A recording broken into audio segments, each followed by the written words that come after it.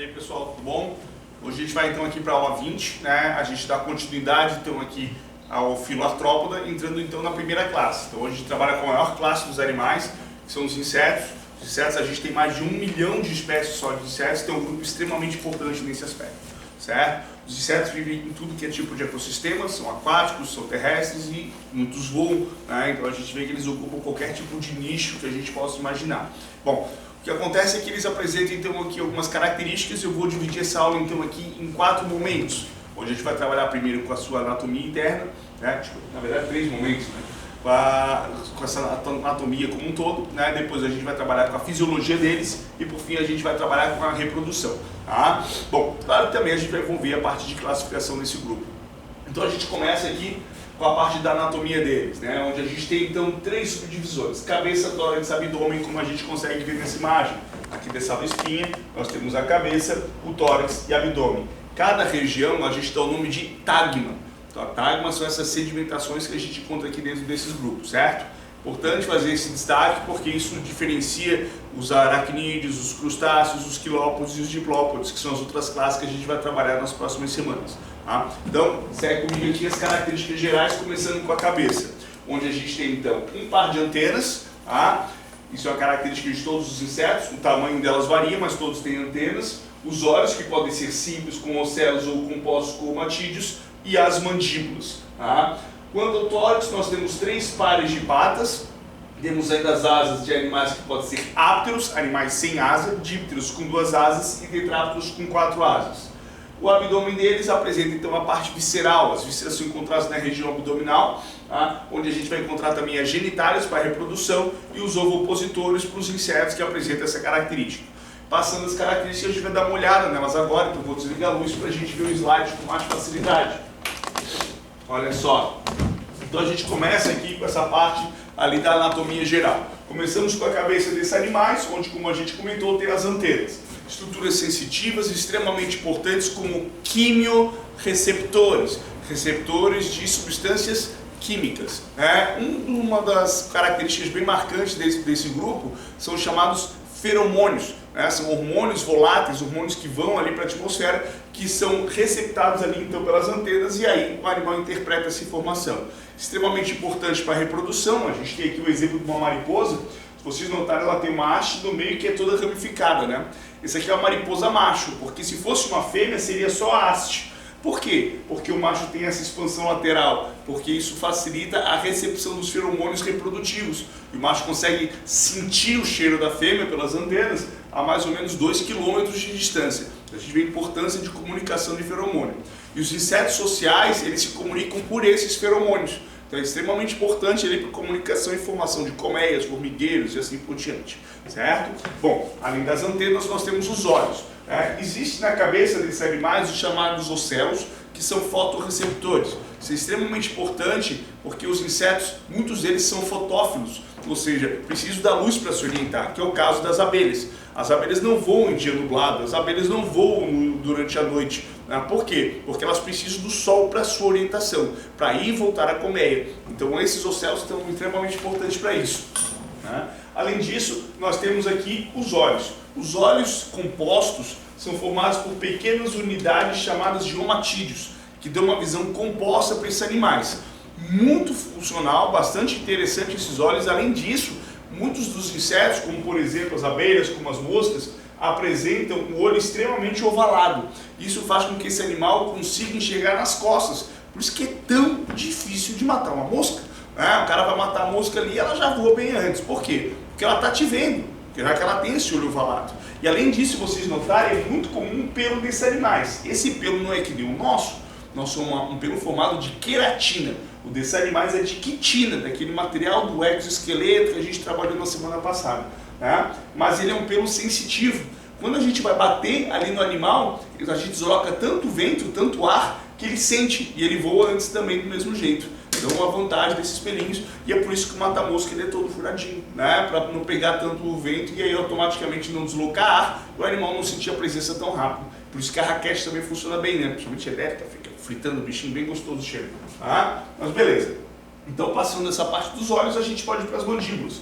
As mandíbulas são extremamente variadas, complexas e com vários apêndices. Então é interessante que os apêndices locomotores dos insetos são as patas e as asas, mas existem os apêndices bucais, que são bastante variados. Alguns insetos apresentam, por exemplo, 5 pares de apêndices na boca, ou seja, 10, E a gente tem aqui então vários tipos de acordo com a alimentação. Temos, por exemplo, os picadores, como o caso dos insetos, temos os trituradores e mastigadores, que é o caso dos coleópteros, que são os besouros, a barata tem a boca assim também. Temos aqui ainda os lambedores, sugadores, que é o caso que a gente encontra das borboletas, das mariposas, que botam a lingona para fora.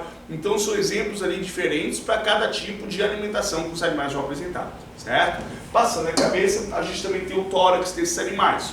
No tórax, os animais todos, sem exceção, apresentam 3 pares de patas. Se tu pegar um inseto na mão e tu contar que tem 8 patas, joga fora que é uma aranha. De certeza que ele é um aracnídeo e não um inseto. Insetos têm 6 pares de patas. As patas estão subdivididas em fêmur, tíbia, tem uma organização ali e serve então para locomoção. Bom, o que varia dentro desse grupo, é extremamente importante destacar, que são as suas asas. Nós temos então 3 classificações. Primeiro, os insetos chamados de ápteros, os insetos que não apresentam asas. A traça é um clássico exemplo disso. A formiga também não tem asa. Peraí. As formigas, a grande maioria não tem, mas existem seres dentro das castas dos níveis que têm asas, que são, por exemplo, as rainhas e os machos que nascem para reprodução, certo? Então, dessa maneira, existe sim a presença de asas em formigas, isso tem que ficar bem claro. Tem insetos que nunca têm asas, que é o caso das traças. O piolho nunca tem asa. Mas o piolho ele pula. Primeiro que o piolho não pula. Mas eu vi uma vez numa creche o piolho pulando. Não, quem pula é a pulga, que é extremamente assustador ter visto uma pulga numa criança numa creche, mas o piolho ele não pula, ele caminha só. Então isso é uma coisa que já tem que deixar bem claro. A pulga sim consegue pular, mas nenhum dos dois voa. Então nenhum dos dois tem asas. Bom, temos aqui também os insetos dípteros. Esses eu havia comentado com vocês na aula passada. Insetos dípteros são insetos que apresentam 2 asas. E esses insetos são extremamente importantes por quê? Porque são geralmente, muitos deles são transmissores de doenças. Nós temos aqui então a ordem díptera, que é a ordem dos insetos sugadores de sangue, como os mosquitos, moscas e os plebotomíneos. Então uma ordem para a gente destacar. E aqui os tetrápodes são a maioria dos insetos que apresentam 4 asas.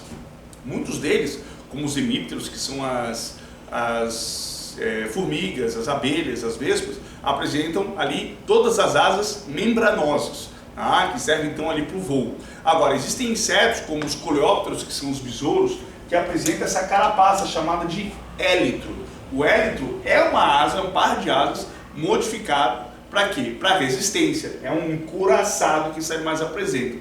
É óbvio que na joaninha não é uma resistência tão grande, mas tem insetos que esse encouraçado é extremamente potente. E aqui, por fim, a asa membranosa. Então, nos besouros que tem os élitros, eles têm um par de asas membranosas voadoras e um par de élitros protetores, certo? E por fim, a gente ainda tem o abdômen. O abdômen desses animais, que pode ser o abdômen então que a gente dá o nome de abdômen livre, ou seja, que ele está diferenciado aqui, separado quanto ao abdômen tradicional, quanto ao tórax, o que a gente vê nas moscas, por exemplo. Temos o abdômen chamado de pediculado, que apresenta o apêndice de sustentação, certo? E ainda o céssio, que é aquele que é fixo totalmente ali ao tórax, é onde a gente não consegue separar direito o abdômen do tórax pela fusão que eles apresentam, tradicionalmente encontrados nos gafanhotos que estão aí assustando todo mundo, tá certo? Bom, então a gente passou essa parte aqui da anatomia, voltamos para o quadro para a gente dar uma olhada na fisiologia desse grupo, certo? Então olha só, na fisiologia a gente tem 5 sistemas para destacar: digestório, circulatório, nervoso, respiratório e excretor. O sistema digestório ele é do tipo completo, boca, ânus, tradicionalmente conhecido. O sistema circulatório ele é aberto ou lacunar, eu vou explicar isso daqui a pouco, a gente já falou na aula de anerídeo, mas eu vou reforçar. E o sistema nervoso é do tipo ganglionar e hiponeuro. Esses 3 sistemas eles são iguais para todos os artrópodes, ou seja, todo artrópodo tem o sistema digestório completo, todo artrópodo tem o sistema circulatório aberto, todo artrópodo tem o sistema nervoso ganglionar e hiponeuro. São características básicas para todos os artrópodos, sem exceção. É bom, num grupo tão grande, a gente saber o que eles têm em comum, certo? E além disso, a gente tem aqui no respiratório por respiração traqueal e excreção pelos túbulos de Malpighi. Mas o que são essas características? Vamos ver de novo no slide. Então olha só. Voltando aqui para a projeção, a gente começa então com a respiração desse grupo. Na respiração desses animais, o que acontece? Eles têm então a chamada respiração traqueal. É a respiração mais eficiente do reino animal, certo? O que acontece é o seguinte, a gente tem aqui ao longo do corpo desses animais vários orifícios que são chamados de estigmas ou espiráculos. Os dois nomes são corretos. Esses estigmas, então, são essas aberturas que permitem a entrada gasosa por dentro desses canais, levando então ali o oxigênio para dentro dos tecidos.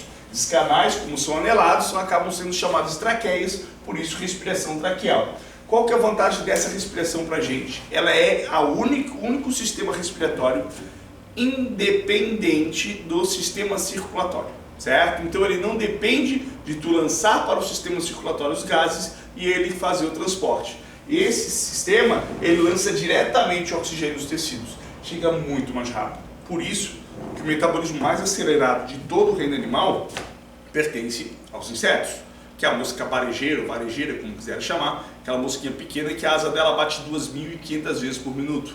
Tá? Só para ter uma ideia, o beija-flor bate 800 vezes.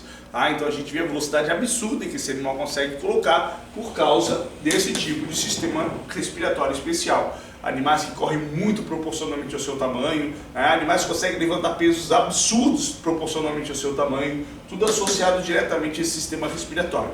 Mas ele tem um porém. Qual que é o porém? Porém é a distância. Se vocês notarem, não existe nenhum tipo de mecanismo de bombeamento aqui. Então o que acontece é que o oxigênio entra de forma livre. Se a distância for muito grande, não tem como esse oxigênio chegar, porque não existe um sistema de bombeamento. Então isso reduz a capacidade de crescimento desses animais. Então se fala muito, por exemplo, que o crescimento dos artrópodos, dos insetos, está associado ao seu exoesqueleto. Ele está associado da forma descontínua, mas a proporção do tamanho que o animal vai alcançar não é bem o esqueleto que controla, e sim o seu sistema respiratório. Então, os insetos não conseguem crescer muito porque o sistema respiratório deles não o permite, desde que a concentração do oxigênio na atmosfera se mantenha. Agora, se essa oxigenação aumentar, se a gente chegar na casa de 30% de oxigênio atmosférico, os insetos crescem. Ah, mas como é que tem certeza disso? Porque isso já aconteceu no período carbonífero, que era o período dos artrópodos, dos insetos, dos artrópodos terrestres, na verdade, e também ali dos anfíbios, onde os animais tomaram proporções absurdas. Existia a artropleura, por exemplo, que era uma lacraia de 3,5 metros. Existiam escorpionídeos de 2 metros, baratas de meio metro, o tamanho do Yorkshire, olha só que coisa assustadora. Então a gente tinha animais bem maiores proporcionalmente ao que a gente tem hoje, certo?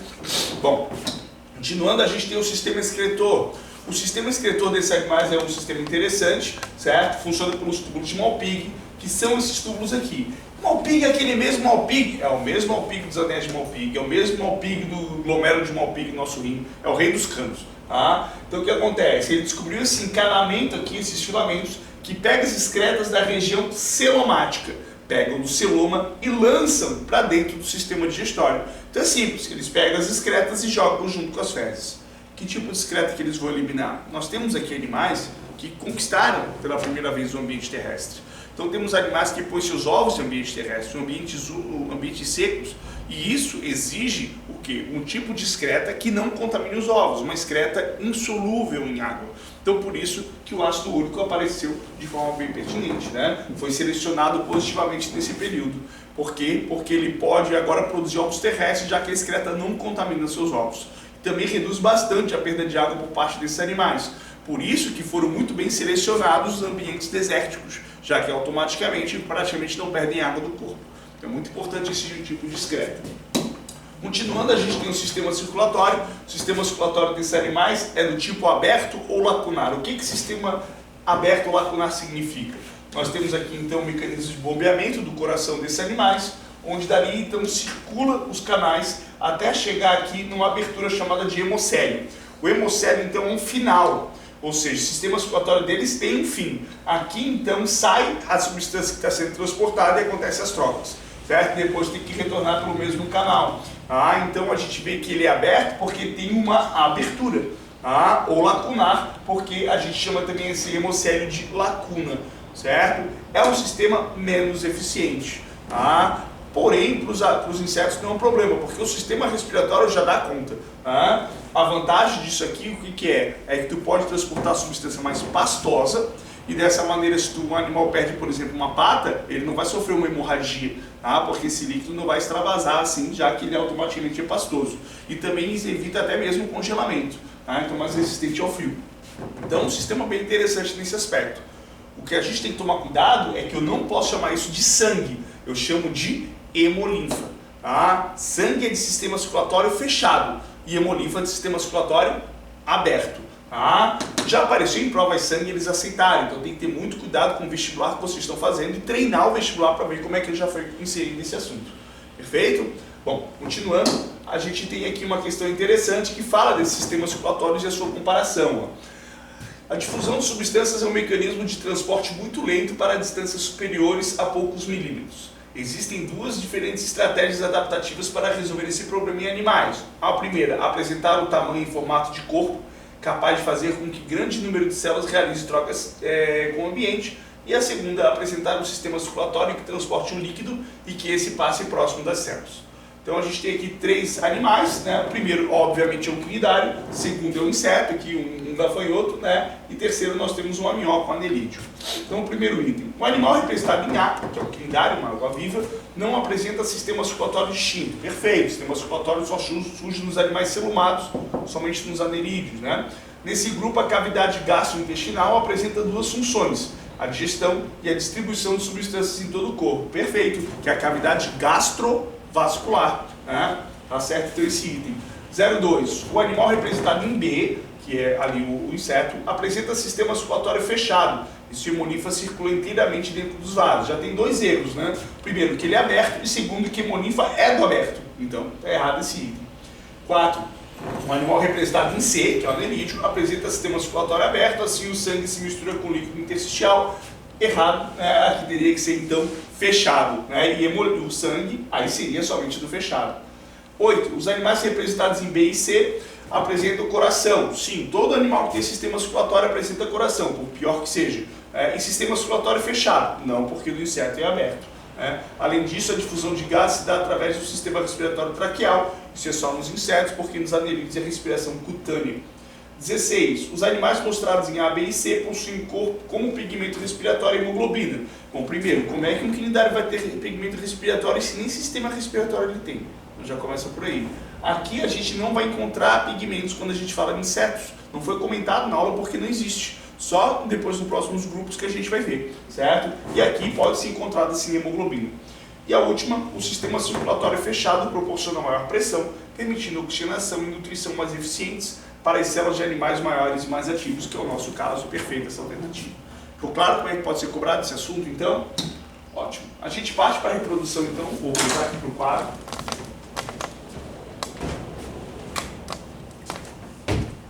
Onde na reprodução nós temos então aqui dois mecanismos, que é a reprodução assexuada e a reprodução sexuada. A reprodução assexuada acontece pelo fenômeno de partenogênese. Isso não é nada incomum para vocês. Vocês viram nas aulas ali com o André já a questão relacionada então ali à partenogênese, aquela reprodução diferenciada onde um óvulo não fecundado se desenvolve no animal. E a gente tem clássico exemplo da abelha. A abelha é um inseto. Tá? É bem comum partenogênese em vários grupos de insetos, principalmente nos chamados insetos sociais. Mas também temos alguns tipos de pragas que tem isso, como por exemplo alguns tipos de percevejos que pode ter esse tipo de reprodução. A gente tem aqui então também os pulgões, que são insetos que a gente vai falar daqui a pouco, certo? Os afídeos. E a pedogênese a gente pode encontrar também, que é uma partenogênese na fase larval, que acontece com algumas larvas de mosca, tá? Geralmente do gênero miato. Já a reprodução sexuada são animais dioicos com fecundação interna, todos sem exceção. Tá? Quanto ao desenvolvimento, que varia? Nós temos três padrões aqui, que são os animais ametábulos, holometábulos e hemimetábulos. Animais ametábulos são animais então ali que não têm a metamorfose, têm o desenvolvimento direto, então não tem fase larval. Tá? Animais holometábulos, ele tem um desenvolvimento direto, tem fase larval, e essa larva sofre uma metamorfose completa chamada de lagarto. Vai ficar mais visual daqui a pouco. E 3, animais hemimetábulos, que apresentam um desenvolvimento também indireto, porém a metamorfose é do tipo incompleta, com uma fase chamada de ninfa, que pode ser chamada de larva ou não, dependendo da prova. Tá? Beleza. Passando essas características gerais, voltamos para os slides. Ó, então, como a gente colocou, os animais apresentam fecundação interna, existe então essa reprodução, e a postura dos ovos pode apresentar uma estrutura chamada de ovopositor. O ovopositor é uma estrutura que insere esses ovos em determinado local, tá? Geralmente são estruturas perfurantes que permitem inserção. Por exemplo, na goiaba, o bicho da goiaba, essa larva é inserida por um ovopositor, uma larva de vespa, tá? Que insere então os seus ovos dentro do fruto, certo? Mas existem algumas vespas, chamadas vespas parasitoides, que são bem diferenciadas. Aqui a gente tem um exemplo dessa. O que acontece? Vocês notarem, ela tem dois filamentos, esse e esse. Esse primeiro filamento aqui é um tipo de uma broca que ela vai batendo na árvore até descobrir a posição de uma lagarta, tá? Uma larva de besouro, provavelmente. E ela perfura a árvore, chega até essa lagarta e perfura a lagarta. Ali ela inocula um veneno e deixa essa lagarta paralisada. Depois do mesmo orifício, ela insere esse outro material aqui, que é o seu ovopositor, inserindo os ovos dentro da lagarta, os ovos vão eclodir e as larvas de vespa vão comer essa lagarta de besouro, certo? Então por isso é chamada vespa parasitoide. Não parasita em si, porque tu pode ser chamado de predador ou parasita nesse caso. Tá? Mas é um caso bastante interessante e essas vespas hoje em dia elas são utilizadas para controle biológico de pragas. Como elas são extremamente específicas para o tipo de inseto que ela vai contaminar, tu pode usar ela para controlar pragas agrícolas de maneira bastante eficiente.